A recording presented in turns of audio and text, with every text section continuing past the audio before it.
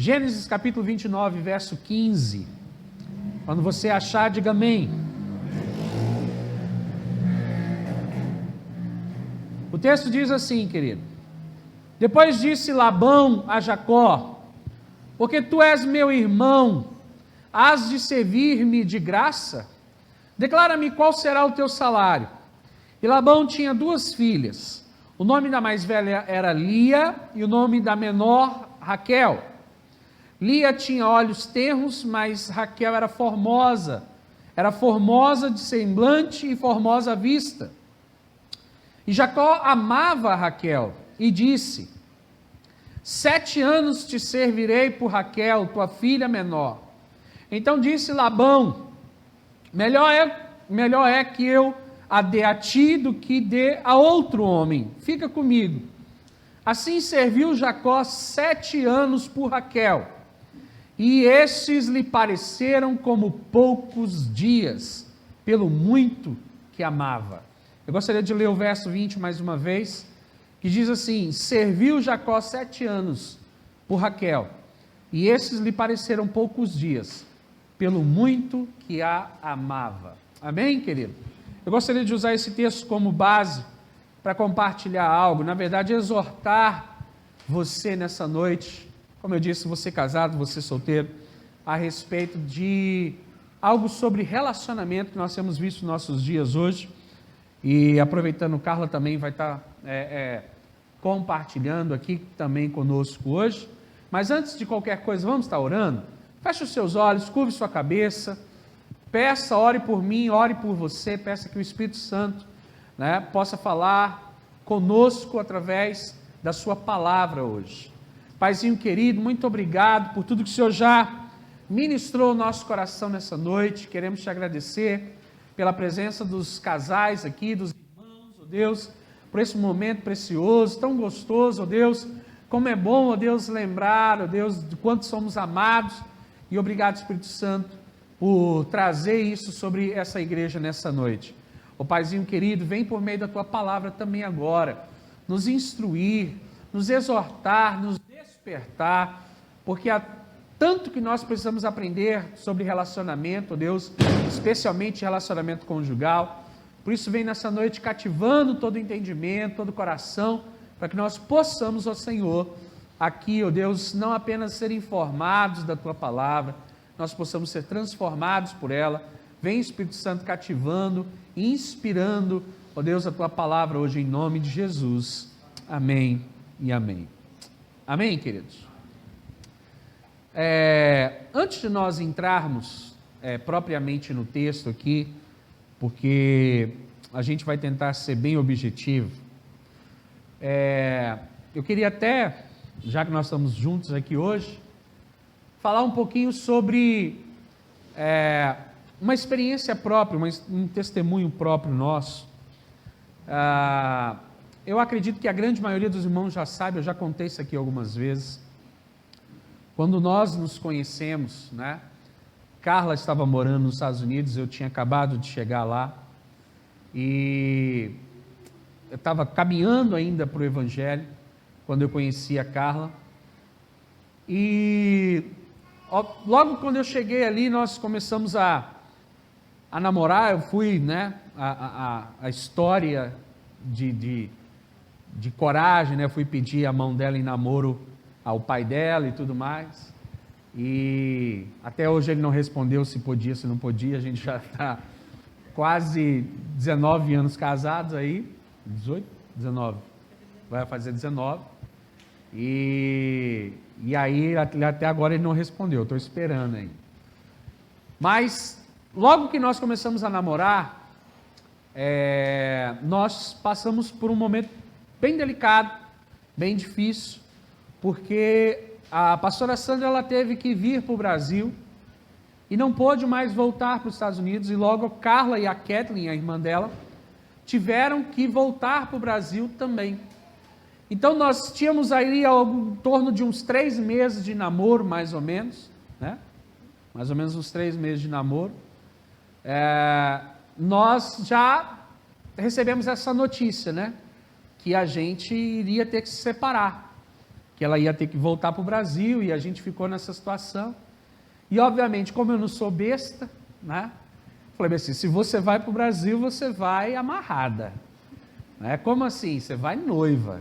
Vou noivar com você, e você vai noiva para o Brasil. E ela topou essa loucura. A gente tinha 3 meses de namoro, ela topou a loucura, a gente falou com os pais, né? Noivamos, e ela veio para o Brasil. Nesse entretempo, mais ou menos, entre que ela veio para cá e eu fiquei lá, para a gente ver no que a gente ia fazer, para se organizar, para casar, durou mais ou menos uns 2 anos, tá? Mais ou menos 2 anos, aí, quase 2 anos, entre o tempo que ela saiu e o tempo que a gente veio casar. Tá? E eu me lembro de ser uma época muito difícil, né?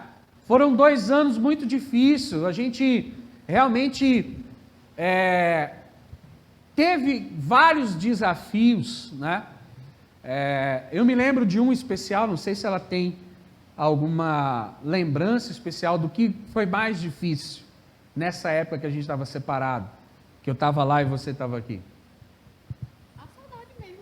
A saudade? A saudade. Tá? Nós éramos novos, Carla tinha 15 anos, eu ainda tinha 19, 18, 17 anos, né? E a gente, não, eu tinha 18 já, né? Quando a gente começou, você tinha 17, aí depois, alguns meses... Pronto, E aí, nós éramos muito novos, e aí quando ela veio pro Brasil, e eu fiquei nos Estados Unidos, para organizar as coisas, para tentar levantar dinheiro para a gente casar. Isso durou mais ou menos 2 anos. Né? Eu me lembro de quanto foi difícil isso para a gente. Né? Essa distância. Na época não tinha WhatsApp, não tinha a tecnologia que tinha hoje, Instagram. A gente não se via, né? Não tinha como ficar vendo... pela câmera ou qualquer coisa do tipo, era muito difícil isso, a gente tinha que ficar só ligando um para o outro e era bem complicado. E obviamente quando você tem 18, 17, 15 anos, né, com toda a imaturidade, uma das coisas que era muito difícil para mim, né, era pensar, obviamente, no que ela estaria fazendo aqui enquanto eu estava lá. Né? Obviamente que de vez em quando batia aquelas inseguranças. Né? E eu me lembro de algumas vezes que ela dizia para mim assim, olha, eu não vou poder te ligar essa noite que eu vou sair. Né? Aí eu começava, mas vai sair com quem? Né? Não, vou sair com minhas amigas, não sei o quê. Vai para onde? Vou para tal lugar. E eu ficava com aquele, né? Falei, meu Deus do céu. Né? Ficava com o coração apertado, me lembro que isso era difícil. E a gente teve épocas da gente ter várias brigas por causa disso. Né? Porque, obviamente, ela tinha 15 anos, ela tinha amigas aqui, ela não queria ficar enfurnada em casa. Né? E eu lá, focado em trabalhar e coisa e tal, para levantar dinheiro. E eu me lembro não sei se você vai lembrar disso, mas acredito que sim. Eu me lembro de uma vez que a gente brigou sério no telefone, né, onde a gente decidiu que ninguém sairia mais. Né? E, então ela não ia mais sair aqui no Brasil e eu também não ia sair lá nos Estados Unidos. Eu ia praticamente o quê? De casa para o trabalho, igreja, casa. E ela aqui ia ficar em casa. Né? E eu me lembro uma vez de eu ligar para ela meio triste, né, porque as amigas tinham ido para uma festa, estava tendo um negócio lá na cidade, uma festa da cidade, o pessoal tinha ido, pecuária, né? E ela ficou em casa sozinha, né? Porque a gente tinha combinado para não dar dor de cabeça, não arrumar confusão, para eu não ficar, né, com ciúmes de que ela estava aqui sozinha e tudo mais. E eu me lembro que isso foi uma coisa bem difícil para a gente, né? Porque foram praticamente 2 anos onde a gente se reclusou, realmente, eu lá e ela aqui, né? Sem desenvolver muitos laços, amizades, sem poder sair, realmente pagando um preço né? Ainda que de forma infantil, ali, né, a gente sabia que era muito difícil, né? E chegou a ter época realmente da gente ter a conversa. E aí? Vai continuar, não vai continuar? A gente chegou a ter essa conversa, né? Como quem diz assim, olha, quer terminar, quer seguir sua vida, eu vou seguir a minha. Eu me lembro disso, das dificuldades. E aí, quando eu paro para pensar nisso, querido, né, dessas dificuldades que a gente teve nessa época, e logo depois também, quando nós casamos, né, e só concluindo, né, essa parte de como foi difícil, né, graças a Deus passou os 2 anos, eu vim conseguir levantar o dinheiro para a gente casar, a gente montou uma casinha, compramos um carrinho, e eu, né, vim embora para a gente se casar e tocar a vida aqui. E aí o que aconteceu? Logo quando a gente se casou, a gente veio para Pombos, né?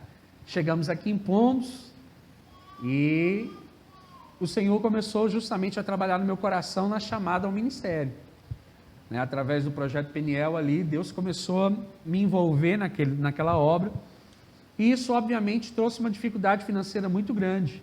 César na época também, Conceição, João, acompanharam esse processo todo ali do Peniel, e a gente vivia basicamente de uma ajuda missionária que era só a graça, né? A gente tinha que desenvolver, e eu casado já, né? Carla já convicto, pequenininho, uma dificuldade financeira muito grande mesmo.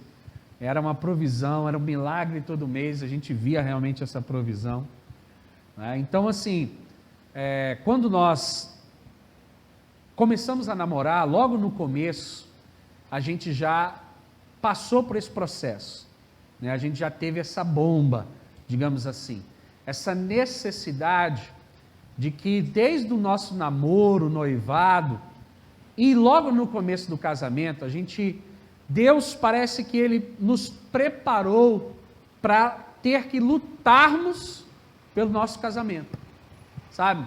O que eu percebo é que desde o começo, desde a época do namoro, quando Deus nos separou, né, permitiu que tudo isso acontecesse, quando a gente veio para cá, passou por tanta dificuldade financeira, e com o Vitor pequenininho, e eu me envolvendo cada vez mais no ministério, eu percebo que tudo isso teve um propósito de Deus, sabe, nas nossas vidas.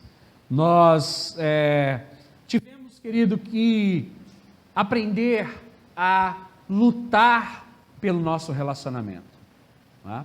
Desde namoro ali, a gente teve que aprender a lutar, a gente teve que aprender a fazer renúncias, sabe, a gente teve que aprender a realmente confiar um no outro, né? Buscar forças um no outro, lutar realmente para esse casamento, desde o namoro para ele dar certo, porque nunca foi um relacionamento muito fácil, né? A gente estava às vezes quilômetros de distância, sem muito contato, depois ainda que casados, logo no começo do casamento, passando muita dificuldade financeira, havia vários complexos na minha mente a respeito de que eu havia casado com ela, ela sempre teve tudo na casa do pai, e quando a gente casou, a gente teve que, quando a gente veio para Pombos, nosso estilo de vida caiu muito mesmo, né, financeiramente falando. Então assim, a gente passou por vários processos, desde o namoro, início do casamento, mas hoje, quase 19 anos depois, eu percebo que havia um propósito de Deus por detrás disso, sabe? E quando eu olho para essa palavra que nós acabamos de ler, se você quiser falar, viu? Fica aí olhando. Quando eu olho para essa palavra aqui que nós acabamos de ler, querido, eu me lembro que logo no começo da minha conversão, da minha caminhada com Jesus, eu descobri essa história de Jacó, né? A Bíblia diz que Jacó estava fugindo de Esaú, foi parar na casa do tio, né? E lá ele conheceu Raquel, ali num poço. Ele chegou na cidade, e ali num poço conheceu Raquel. Raquel era pastora, estava pastoreando algo que não era muito comum, estava pastoreando algumas ovelhas, ela tinha levado essas ovelhas para beber água, né, no poço da cidade, era muito comum, ali havia outros pastores também, e ali Jacó conheceu Raquel, tá? E logo Jacó se apaixonou por ela, passou um mês ali já com o seu tio Labão, e o tio chega para Jacó e diz: Jacó, não é só porque você é meu parente, que você é da família, que você vai trabalhar de graça para mim.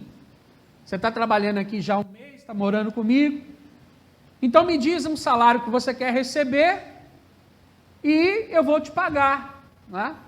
Jacó vira e diz assim: olha, eu quero casar com Raquel. Eu quero casar com Raquel. E ali Labão vem e diz assim: é melhor realmente que eu case ela com você do que dê um estranho, né? E ali Jacó vira e diz assim, percebe que esse foi o preço que Jacó colocou. Não foi Labão que exigiu, mas foi Jacó que colocou esse preço. Ele diz para Labão: eu vou trabalhar para você 7 anos de graça, para que depois de 7 anos eu case com Raquel. Labão falou: combinado, né? E a Bíblia diz, querida, aqui no verso 20, que esses 7 anos que Jacó trabalhou por Raquel foram como 7 dias.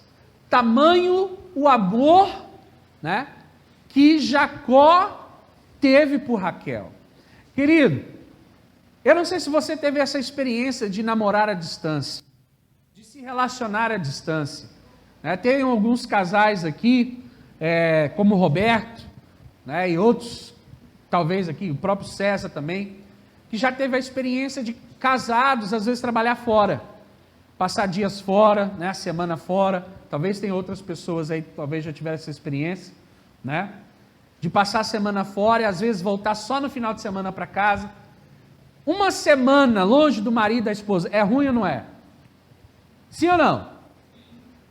Uma vezinha aguenta, mas imagine isso direto, né? Nós ficamos 2 anos, né? Nós ficamos 2 anos praticamente distante quando estava namorando ainda, né? A gente não tinha muito fundamento, não era um relacionamento muito longo, a gente tinha 3 meses, noivamos e nos separamos. 3 meses de namoro, noivamos e nos separamos. Ela veio para cá, eu fiquei lá, e a gente passou esse tempo todo praticamente só no telefone, né, com exceção de uma vez que eu vim para o Brasil. Perdão. E aí a gente se reencontrou, mas logo depois eu voltei, passei mais uma temporada lá. Ou seja, pela experiência que eu tive desse tempo todo longe dela, ainda namorando, né, eu posso ter certeza, querido, que 7 anos esperando para casar com uma pessoa que você ama, 7 anos trabalhando, né, não é algo fácil, né? Com certeza não é algo fácil de se fazer, querido, de se alcançar. Os 2 anos que eu precisei trabalhar para que a gente pudesse casar, para mim, foi, ao mesmo tempo que eu entendo que foi algo de Deus para a gente, para ensinar a gente a estar lutando pelo nosso relacionamento, ao mesmo tempo também isso causou um trauma, né? Porque desde então a gente fica traumatizado. Toda vez que ela precisa viajar, ou que eu preciso sair de casa, vai passar 2, 3 dias, a gente sente, porque desde então, desses quase 19 anos, a gente não se separou mais assim por longo tempo, né? Sempre juntos, sempre muito perto, né? E a gente não gosta disso, quando um sai para ficar muito tempo, é algo meio traumatizante, mas a gente entendeu isso como um processo de Deus, né, nas nossas vidas, né? Por que, querido, que eu estou falando um pouco sobre isso, e por que, usando a referência de Jacó, porque primeiro, Jacó, essa história de Jacó sempre me inspirou, logo no começo, algo que me sustentou a permanecer ali, né? Porque na verdade, ao todo, Jacó trabalhou 14 anos, 7 anos ele trabalhou para casar com Raquel, mas no dia do casamento lá, o sogro arrumou uma tretazinha, deu uns goró a mais para Jacó. Jacó acabou consumando o casamento com a irmã mais velha, que era Lia. E aí, o sogro, que era muito esperto, via que Deus estava na vida de Jacó, e que tudo que Jacó fazia, Deus abençoava. Na noite de núpcias, deu a filha mais velha. Quando Jacó acordou, você vai ver isso lá na história, justamente aqui no capítulo 29 que nós lemos, né? Você vai ver essa história de Jacó. Quando Jacó acorda, ele olha para o lado, quem está do lado não é a Raquel, é Lia. Acorda no outro dia, e aí ele vira para Labão e diz assim: olha, Labão, você aprontou comigo, o que aconteceu? Passada a ressaca, né, ele vira e diz: olha, eu trabalhei 7 anos, não foi por Lia, foi por Raquel, né? Lia já não era muito bonitinha, Raquel já era formosa, né? Ele trabalhou por Raquel. E aí Labão vira para ele e diz assim: não, mas aqui a gente não faz assim, a filha mais velha tem que casar primeiro. Agora, eu te dou Raquel se você trabalhar mais 7 anos para mim. E ele falou bem assim: beleza, eu caso com Raquel também, mas vai ser mais 7 anos. Ou seja, ao todo foram 14. 7 anos ele trabalhou para ter Raquel e 7 anos depois para pagar mais ainda, né, praticamente aos 7 anos por cada filha. Ou seja, são 14 anos de uma vida trabalhando, querido, né, para ter uma pessoa que se ama. E a Bíblia diz, querido, que todos esses anos para Jacó foram como poucos dias, tamanho o amor, né, que eles sentiam um pelo outro. Né? E a gente vê, querido, algo muito interessante, porque Raquel, ela era estéril. Né? Raquel não dava filhos a Jacó. E mesmo assim, Jacó amava muito Raquel. Né? Jacó chega a dizer para Raquel que ele era como ele não tinha nenhum tipo de preconceito com Raquel, ainda que a outra esposa, a Lia, irmã de Raquel, dava filhos a Jacó, ele sempre amou Raquel.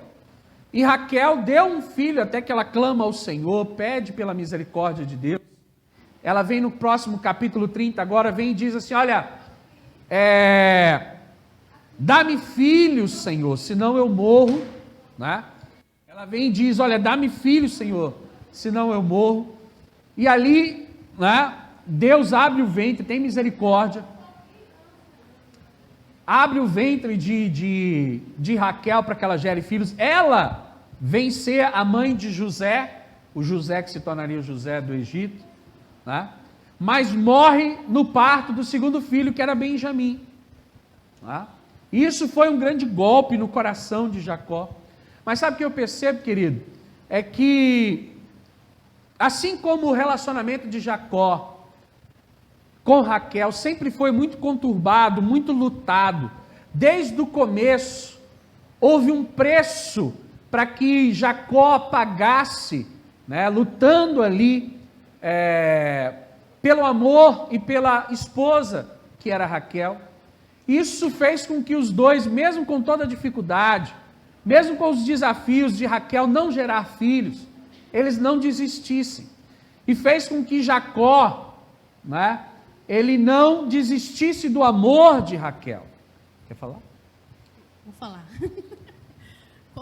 Como Jefferson já disse, né, sobre o nosso relacionamento logo no começo, quando ele está aí falando, relembrando, né, tudo o que a gente passou, aí vem trazendo à tona, né, as histórias, as noites de saudade e tal, de querer ficar perto. E eu tenho certeza que foi Deus realmente nos ensinando, nos fortalecendo, porque quando eu olho para tudo isso, mesmo que a gente saiba que tudo isso foi dolorido, que tudo isso custou caro, eu não trocaria. Hoje eu falo com Deus, eu agradeço a Deus sempre por todas as dificuldades que eu já passei na minha vida, por cada desafio, por cada pedra que Ele botou no meu caminho, eu agradeço, porque hoje eu sei que eu tive que passar, que nós tivemos, o nosso relacionamento teve que passar por tudo isso, para que nós nos tornássemos quem nós somos hoje. Eu agradeço a Deus pelo casamento que eu tenho hoje. Eu considero o nosso casamento bem-sucedido hoje. E eu tenho certeza que isso tem a ver com aquilo que nós enfrentamos lá atrás. Eu acho que por sermos tão novos, né? Eu sempre soube que eu ia casar cedo. Sempre soube que eu sempre dizia para minha mãe, desde pequena.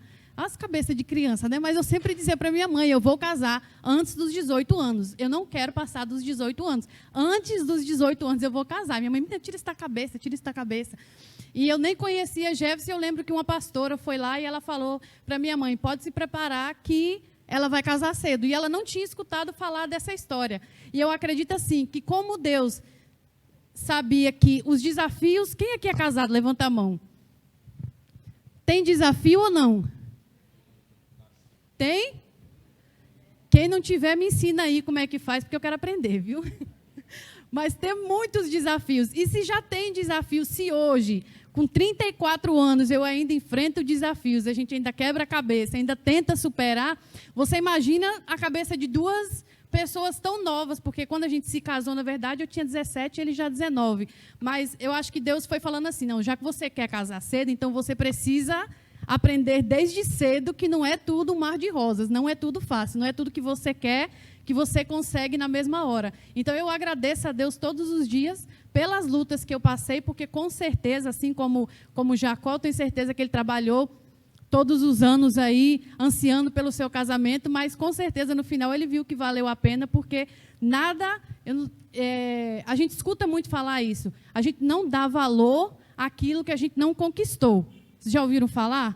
Tudo que vem muito fácil, a gente não dá valor a essas coisas. E eu gosto sempre de ilustrar. Quem é mulher aqui? Você tem uma caixinha de bijuterias, uma caixinha das suas coisinhas, sim ou não? Sim. Todo mundo tem aquela bolsinha, aquela caixinha que a gente joga assim. Todas as bijuterias da gente ali dentro. Não tem? Vira um ninho que junta pulseira com cola. Tem uns que são mais organizadinhas, né?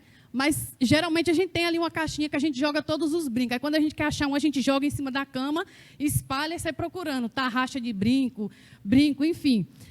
Mas e se essas bijuterias que tivessem dentro dessa bolsa, se elas fossem diamantes, se fossem brincos de ouro, se fossem colar de pérolas verdadeiras, se fossem, assim, um monte de anel de esmeralda, de rubi, será que elas estariam no mesmo saquinho jogado do mesmo jeito? Vocês acham? Porque você dá o quê? Você dá valor, né? Porque você sabe, isso aqui não custou. Um colar de, sei lá, de esmeralda, um anel de diamante, ele não vai custar a mesma coisa do que a gente ir ali comprar um anel de R$3, que no final do dia o dedo está verde. Não custa a mesma coisa. Então, a gente dá valor àquilo ali, né? Eu sei quanto que aquilo ali custou, aquilo ali foi precioso, aquilo ali custou meses do meu trabalho, não só joias, não, mas num contexto geral. Por isso que criança... pega a bola e vai chutar na sala com risco de quebrar a televisão, porque ele não faz a mínima ideia quantas parcelas você teve que pagar naquela televisão, quanto que seu coração dispara quando a bola passa assim, ó. Porque ele não sabe, ele não trabalhou por aquilo ali, ele não sabe quanto que a gente se esforçou por aquilo ali. Então, eu acredito que a gente dá valor àquilo que a gente trabalha. Quando a gente está pagando ali as parcelinhas, a gente sabe, isso custou caro, então eu vou dar valor. E quando a gente começa a enxergar o casamento da gente, o relacionamento da gente da mesma forma, não, isso custou caro. Isso é algo valioso, isso é algo precioso. O meu casamento é precioso. O meu relacionamento vale muito. Então, você começa a dar valor, você começa a cuidar, você começa a zelar. Porque você entende que aquilo ali não foi de graça, aquilo ali não foi fácil. A convivência não é fácil, não é? E você nunca vai dar valor se foi tudo fácil demais. Então, é por isso que eu acho que Deus permite que a gente passe tantas dificuldades, né? Acho que todo mundo aqui que fez declaração falou dos altos, dos baixos, dos problemas, da dificuldade, mas que estão juntos até hoje. Porque você olha e vê que vale a pena lutar por aquilo que é precioso, que é o seu casamento. Amém? E o que a gente quer falar nessa noite, querida, é justamente a respeito disso. Por quê? O que a gente vê como pastor, como pessoas que, obviamente, estão olhando para essa sociedade? Nós vivemos numa sociedade, querido, que está sendo formada a não querer lutar por nada. Verdade seja dita, querido, que a sociedade que nós estamos vivendo, junto com tudo o que está sendo criado, para facilitar a nossa vida, tem causado também uma espécie de efeito colateral sobre a nossa alma, nos fazendo, querido, deixar de lutar pelas coisas que importam, especialmente a nossa família, né? Hoje eu consigo entender que nós temos um relacionamento, um casamento, dos quais até muita gente vem e diz assim, olha pastor, eu gostaria, né, vocês nos inspiram, vocês são referência para nós, né? Eu digo glória a Deus por isso, não é mérito nosso simplesmente, mas é a capacitação do Senhor. Mas hoje, com quase 19 anos de casado, eu percebo que para a gente chegar a um nível de estabilidade, de retidão no nosso relacionamento hoje, a gente passou por maus bocados. Logo no começo, desde a época do namoro. Quando eu olho para Jacó, eu vejo Jacó, sabe, amando José, amando Benjamim, e fazendo com que José se tornasse quem ele era, ter um caráter que ele tinha, né? Mesmo depois de ter perdido a mãe, Jacó ele dispensa sobre José um amor diferente. Por quê? Porque ele trabalhou pela mãe daquele rapaz, ele amou a mãe daquele rapaz, ele trabalhou 14 anos, e foram como poucos dias tamanho amor que ele tinha, né? Então quando os irmãos chegam dizendo que José havia morrido, né, e só agora tinha Benjamim, a gente vê na história toda, todo o amor que Jacó tinha, né? E sim, Jacó preferia José, preferia Benjamim, porque eram filhos da mulher que ele amou, que ele trabalhou, que ele lutou por aquela mulher, né, para ter aquele relacionamento. E eu percebo hoje, querido, que as pessoas não querem lutar por mais nada. As pessoas não querem lutar para ter nada. Hoje nós vemos pessoas que não estão dispostas mais a lutar pelo seu relacionamento. Querido, nós conseguimos automatizar quase tudo hoje é automático. Televisão, um celular, sabe? E pasmem, logo você vai ver que inclusive relacionamentos estarão automatizados. Como assim? Já se cria hoje, não sei se você tem olhado isso, eu gosto de tecnologia, estou sempre buscando conhecer e me informar. No Japão tem robôs sendo criados. Quando você olha para o robô, ele é igualzinho um ser humano, sabe, coisa de filme mesmo, gestos e tudo, sabe, porque no Japão eles já têm essa ideia, eles querem um parceiro perfeito, que não dê problema, que eles não tenham que lutar, que eles não tenham que, sabe, encontrar as dificuldades, eles só querem aquela pessoa ali para preencher um espaço, mas, sabe, sem problema, eles não querem lutar por mais nada. E sabe o que eu percebo? Que de certa forma nós temos influenciado essa nova geração. A geração de jovens e adolescentes de hoje em dia é uma geração emocionalmente fraca. Porque quando a gente luta, a gente fica forte. Por que o nosso casamento era forte? Por que o amor de Jacó por Raquel era forte? Porque teve que lutar para conseguir, sabe? Porque a gente teve que pagar o preço de renúncia para conseguir chegar onde a gente chegou. Só que hoje você tem jovens que não querem mais relacionar com ninguém, porque eles não querem passar por decepção. Jovens que não querem se casar, jovens que não aguentam críticas. Querido, as redes sociais tiraram a opção de negativa. Você vai assistir um YouTube hoje, um vídeo no YouTube, antes tinha um botãozinho para você gostar e um botãozinho para você não gostar. As pessoas estão tão emocionalmente frágeis que tiraram esse botãozinho de não gostar, para que ninguém fique fragilizado, para que ninguém fique dodói, né? A gente eu acho que acredito na grande maioria aqui, de uma época onde a gente ia para a escola, você chamava alguém, rolha do Poço do Mar, Ô baleia, cabeção, em quem? Né? Cibi. As pessoas não ligavam. Hoje você chama de cabeção. Eu estou fazendo bullying comigo. Né? Isso, aquilo. Estão me bullyingando. É bullying. As pessoas estão emocionalmente frágeis de uma tal forma. Agora, por que elas estão assim? Porque elas não aprendem a lutar por nada. Elas querem tudo automatizado. Tudo muito fácil. As pessoas querem um relacionamento que não dê trabalho. Querem um namorado que não dê trabalho, uma namorada que não dê trabalho, que não custe nada, que chegue pronto. Né? Que nas primeiras dificuldades, não, se for para ser difícil, eu não quero. Não, se for para me decepcionar, as pessoas não querem uma opinião diferente. Sabe por quê, querido? Porque as pessoas não são treinadas a se defenderem de nada. Porque é justamente na luta, no dia a dia do relacionamento, que a gente se fortifica. Nós vemos uma geração de jovens hoje amedrontados com a possibilidade de serem decepcionados, e muitos já optam por não se casar, por não ter um relacionamento fixo, um relacionamento sólido com ninguém, prefere ficar com uma aqui, outra ali, né? Especialmente hoje, quando você já não tem mais a necessidade de um casamento, porque a mulher é independente, o homem é independente, tem seu trabalho, cada um tem sua vida, né?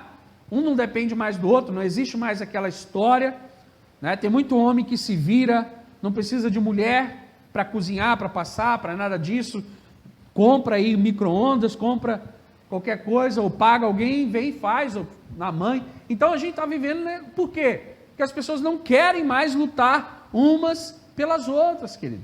Amém? Olha para a pessoa que está do seu lado e diz assim: casamento é uma luta diária,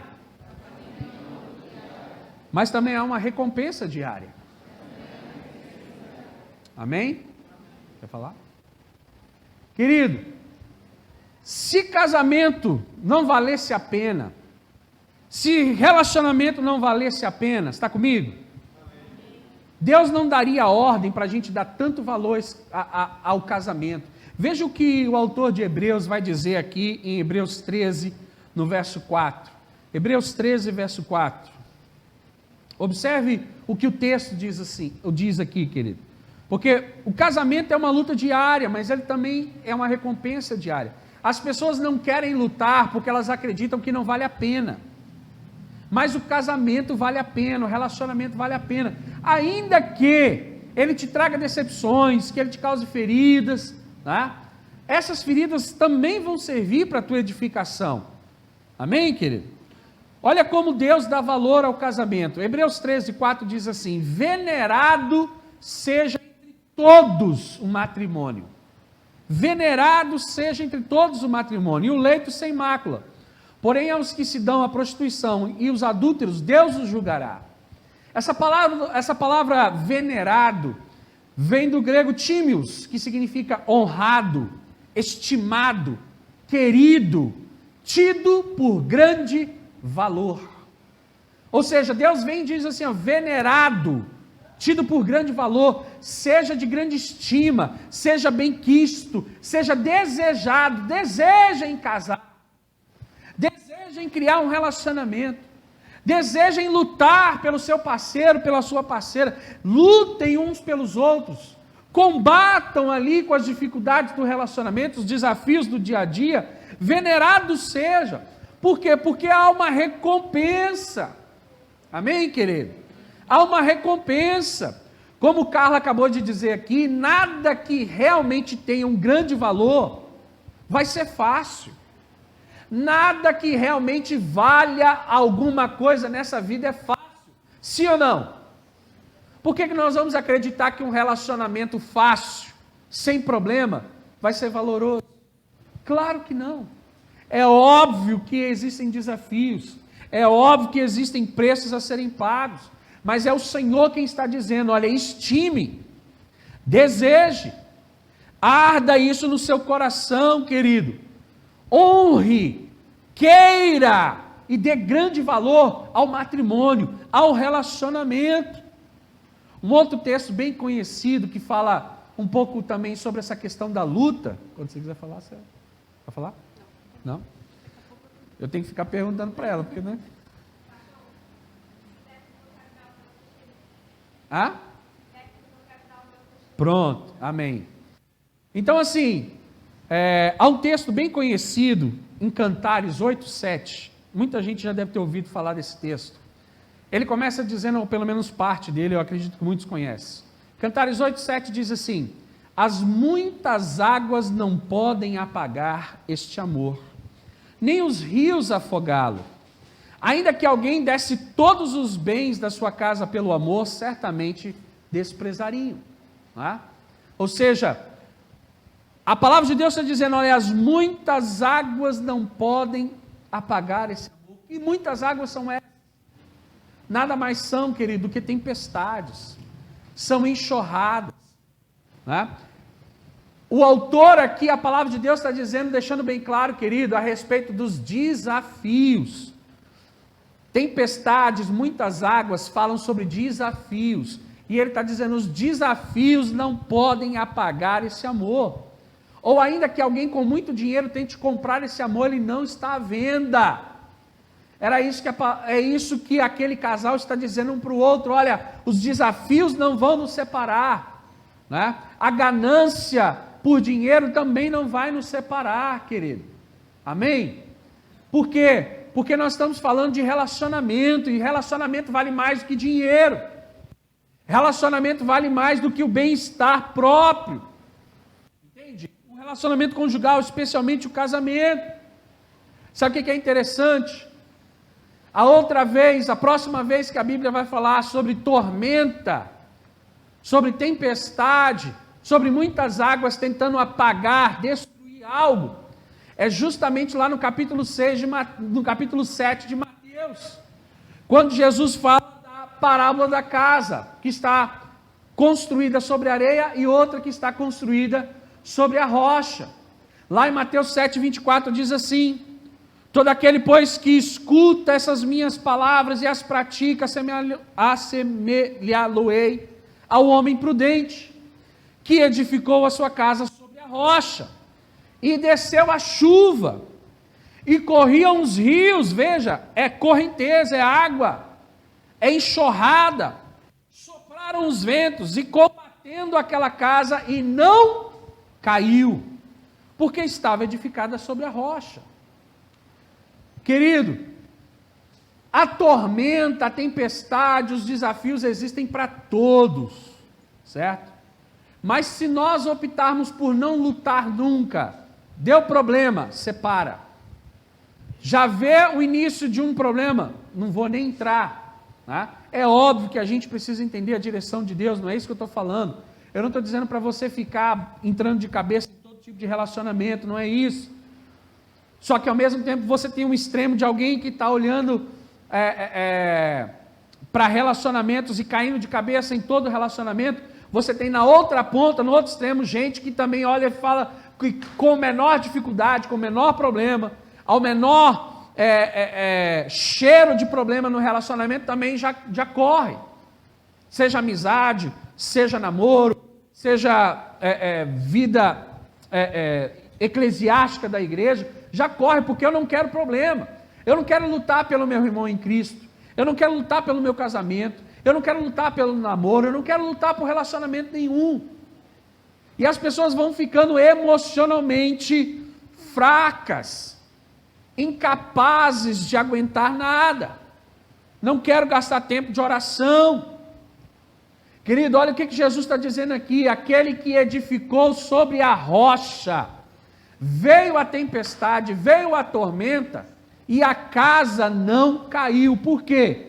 Porque estava edificada sobre a rocha.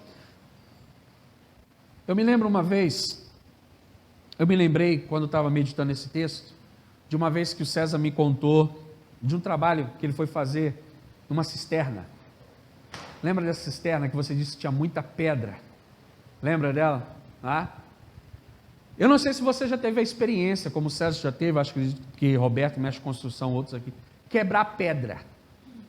Você já teve a experiência de quebrar pedra, né? Ficar ali martelando, quebrando.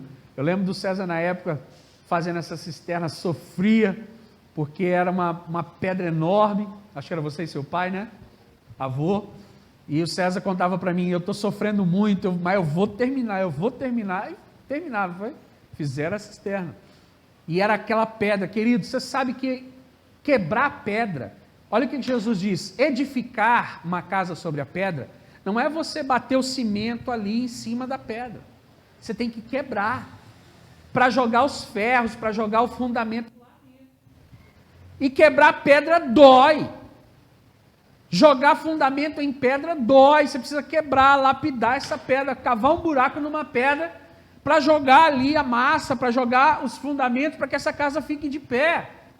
Jesus estava dizendo, querido, que edificar sobre a rocha é firme, mas é fácil.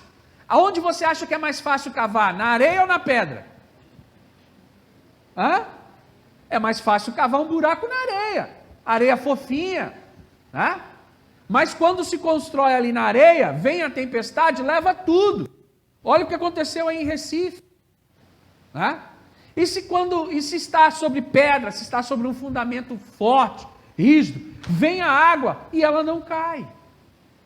Vem a água e ela não cai. E assim é a nossa vida conjugal, o nosso relacionamento. Nós precisamos entender que é da mesma forma que funciona. Se nós não nos gastarmos, se a gente não investir e não, escorrer realmente suor, lutando pelo nosso casamento, pelo nosso relacionamento, vai ruir, porque tudo que a gente não luta para batalha para ficar de pé, a vida vem, os prazeres dessa vida vêm, a concupiscência da carne vem, Satanás vem e sai destruindo tudo como uma verdadeira enxurrada. Quer falar? Tem uma frase que eu escutei esses dias e eu repito ela direto em casa agora, né, Jefferson?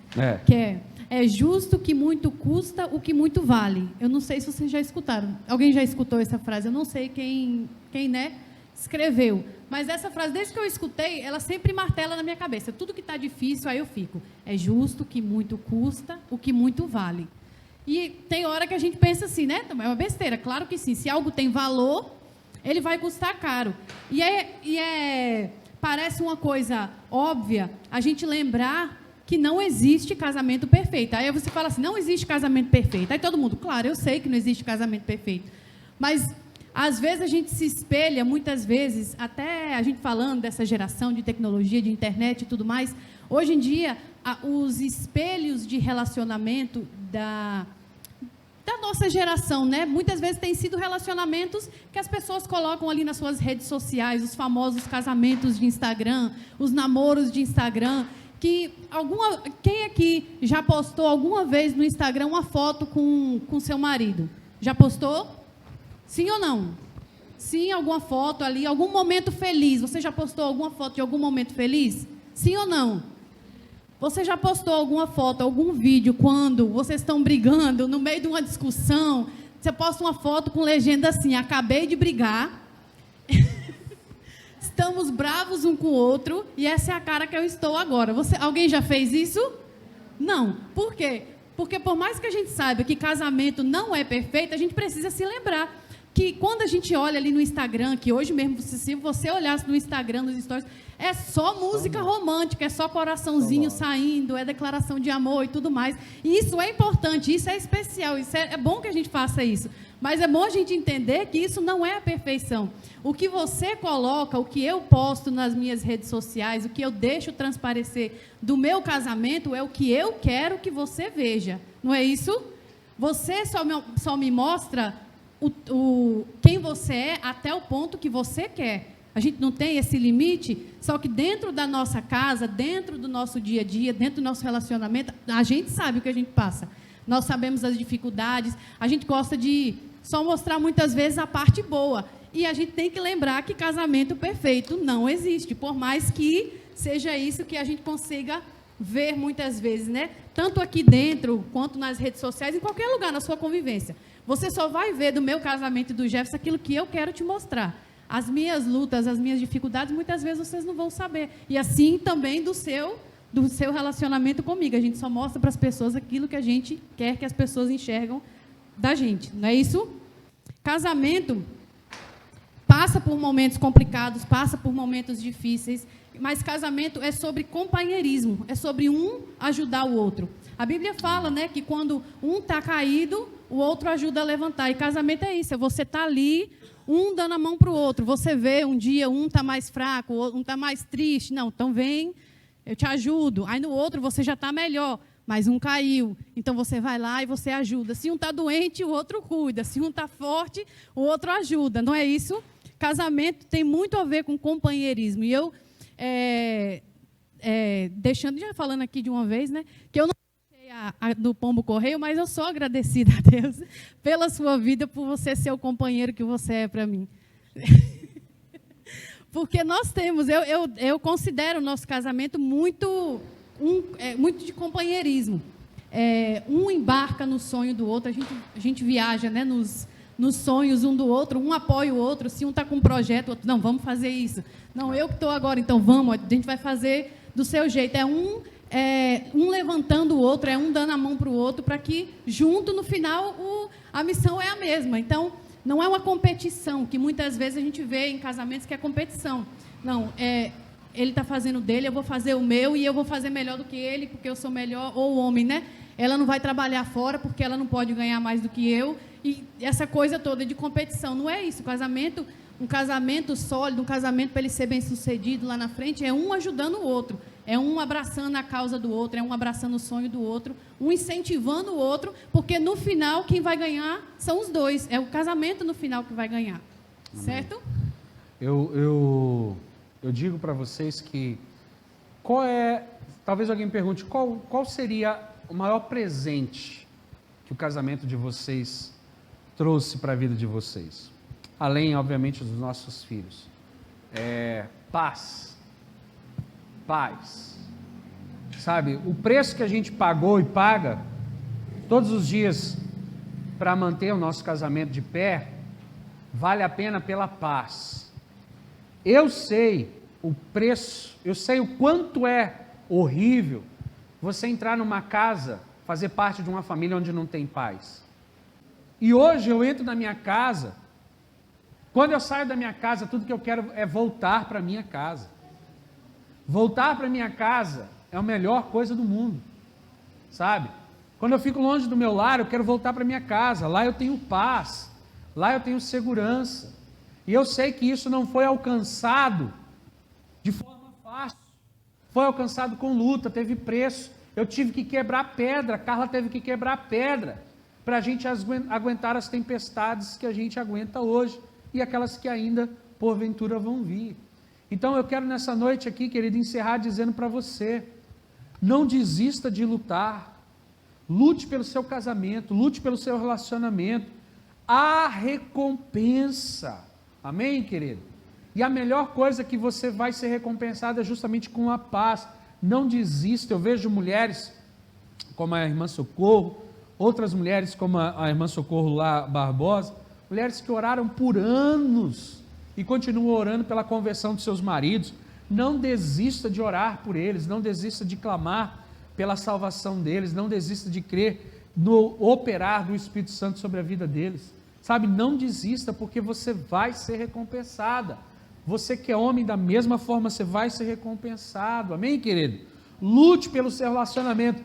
Pastor, se o meu marido não se converter, uma coisa você vai ser, uma mulher ou um marido forte, porque a luta te fortalece, a luta te faz ficar forte, você cresce no Senhor, e você vai ser com certeza uma pessoa muito melhor, amém, querido?